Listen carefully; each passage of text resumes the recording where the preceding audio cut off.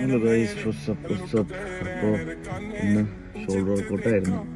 അപ്പോൾ അത് കഴിഞ്ഞ് ഇന്ന് ഞാൻ വളരെ ലേറ്റായിട്ട് ജിമ്മിക്ക് എത്തിയത്. 4:30 കഴിഞ്ഞു. ആ സമയത്ത് സ്കൂളൊക്കെ വിട്ട് വന്നിട്ട് എല്ലാ പിള്ളേരും ഇവിടെ വെച്ചാൽ സ്കൂൾ പിള്ളേർ, ചെറിയ പിള്ളേരായി കഴിഞ്ഞാൽ ജിമ്മ് വർക്കൗട്ട് അവർ ഭയങ്കര ഇതായിട്ടാണ്.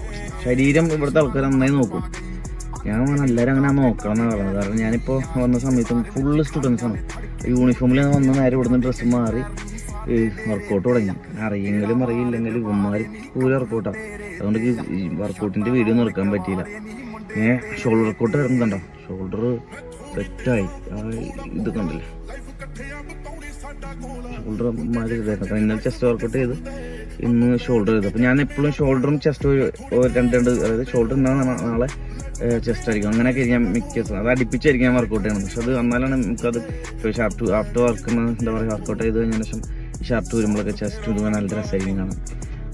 ഇനി എന്താ എല്ലാവരും ജിമ്മിന് പോവുക, പിന്നെ വെള്ളം കുടിക്കുക നന്നായിട്ട്. നന്നായി വെള്ളം കുടിക്കുക. പിന്നെ ഈ ജിമ്മിന് പോകുന്ന സമയത്തും അല്ലാതെയും ഈ ഫിഷ് ഓയിലൊക്കെ എടുക്കാം. ഫിഷ് ഓയിൽ വൈറ്റമിൻ സി ഒക്കെ എടുത്തു കഴിഞ്ഞാൽ ഭയങ്കര നമ്മളെ ബോഡിക്കും സ്കിന്നിനൊക്കെ നല്ലതാണ്, എയറിനൊക്കെ നല്ലതാണ്. ഞാൻ അതൊക്കെ എടുക്കാറുണ്ട്. പിന്നെ എപ്പോഴും വെള്ളം ഞാൻ മസ്തായിട്ട് കുടിക്കും. എൻ്റെ വണ്ടിയിൽ കണ്ടില്ലേ ഈ വെള്ളം ഉണ്ടാവും.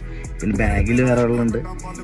ജിമ്മിന് പോകുമ്പോൾ പ്രീ വർക്കൗട്ട് എടുക്കും. പിന്നെ കുറച്ച് വെള്ളത്തിൽ കുറച്ച് ഉപ്പും മിക്സ് ചെയ്തിട്ട് കൊണ്ടുവരും. ഇപ്പോൾ ഓരോ വർക്കൗട്ട് ചെയ്യുമ്പോൾ ഡേ കുറച്ച് ഉപ്പുള്ള വെള്ളം കുടിക്കും. അപ്പോൾ ഒന്ന് പമ്പാൻ വേണ്ടേ, അപ്പം എനർജി കിട്ടും. നേരെ ഇത് കഴിഞ്ഞ് വീട്ടിൽ പോയി പ്രോട്ടീൻ ഷേക്ക് അടിക്കും. പ്രോട്ടീൻ ഷേക്ക് അടിച്ചിട്ട് പിന്നെ അതേപോലെ വീണ്ടും ഇടയ്ക്കിടയ്ക്ക് കുറച്ച് ഫുഡ്, കുറച്ച് എല്ലാ ഫുഡും നല്ല കുറച്ച് കഴിക്കും.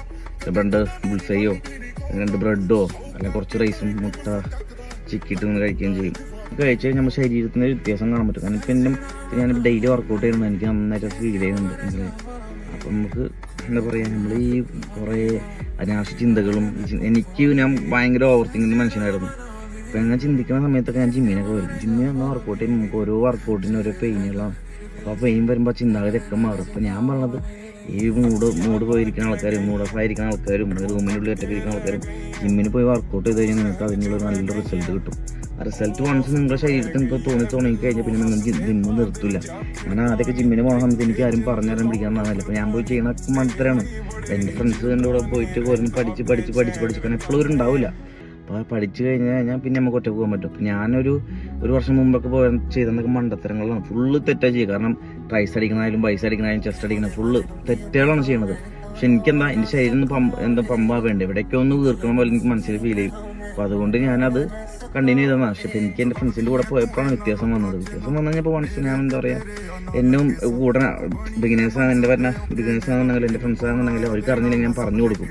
അപ്പോൾ എനിക്കത് എന്തുകൊണ്ടാണെന്ന് വെച്ചാൽ എനിക്ക് അത്ര പഠിച്ചിട്ടുണ്ട് ഞാൻ. പിന്നെ അത് ആ സമയത്ത് എനിക്ക് ആരില്ലാത്തതുകൊണ്ട് അതൊരു ഗുണമായിരുന്നു.